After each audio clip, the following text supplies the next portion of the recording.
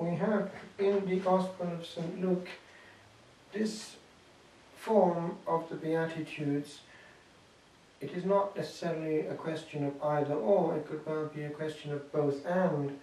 The Sermon on the Mount, that eightfold benediction, happened there, as though Christ were the real Moses sitting on that mountain and teaching the law and teaching its inner meaning for all time.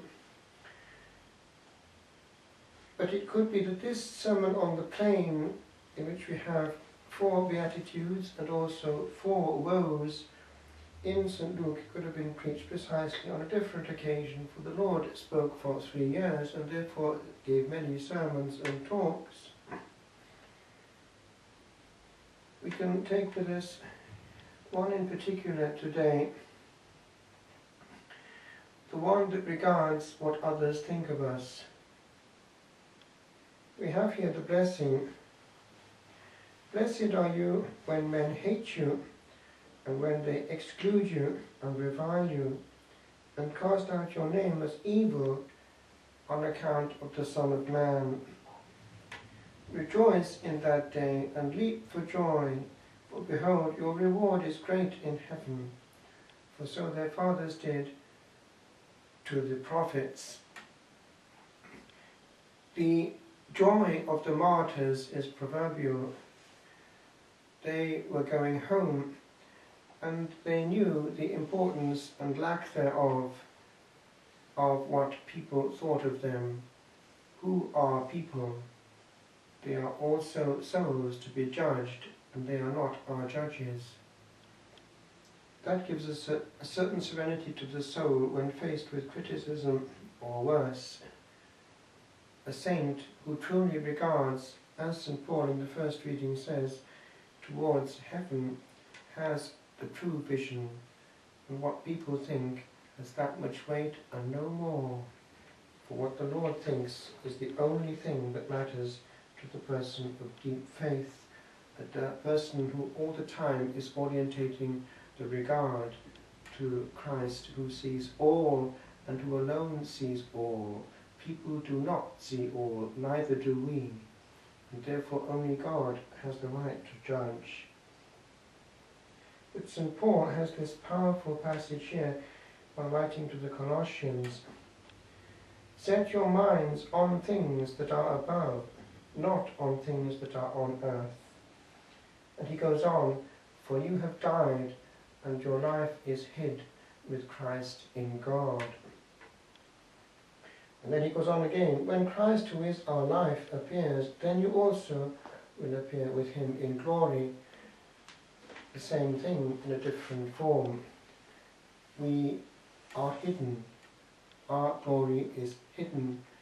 And that verse is actually often used in the context of the contemplative life, that one is hidden from the eyes of the world. Indeed, in the Carthusian life, the hiddenness was such that there was no name on the wooden cross after death, no date or name.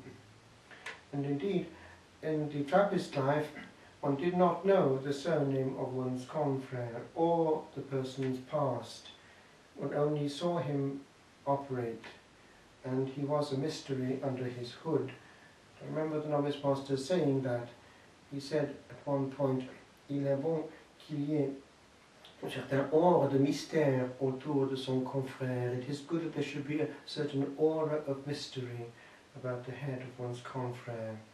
God alone sees his heart, and one is there in the purely silent life, not knowing the heart or the past history. Which leads me to one last point, it's the past history and the memory. One cannot escape one's history. It is true, actually it's very true in the contemplative life, because history stops, in a sense, when one crosses the threshold of the monastic life and one carries one's baggage in one's head. But it is true also in the whole of life. And in the sacred ministry, much of one's life as a priest is precisely that of dealing with the baggage that people are carrying. People are in some way in control of their interior life in this very sphere of how they handle their baggage. people are imprisoned to their baggage. Their memories are greater. They cannot control their past. It is ever invading their present and therefore their future. That need not be the case if we look towards Christ and not towards ourselves. Looking at the altar, looking at the tabernacle, looking at the host, takes us away from our interior in the bad sense and gives us natural healing, for we're looking at the one who is in command of all and who loves us in our nothingness. Looking at ourselves is very dangerous. It's a sort of narcissism. One last thing, one specific case.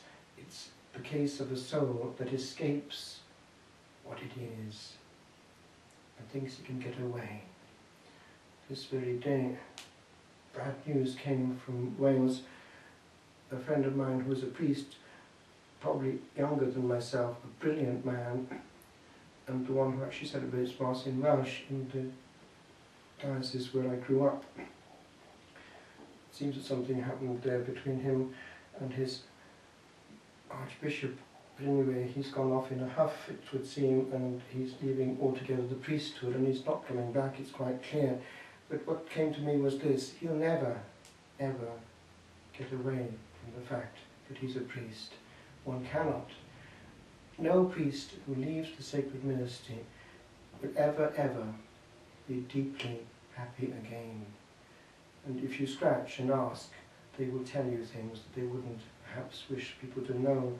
But the truth is that one has in one's being for all eternity Christ the High Priest, to which one is totally configured, and one knows it. The soul knows it. And every celebration of the sacred mysteries at which one is present afterwards is a constant, constant reminder.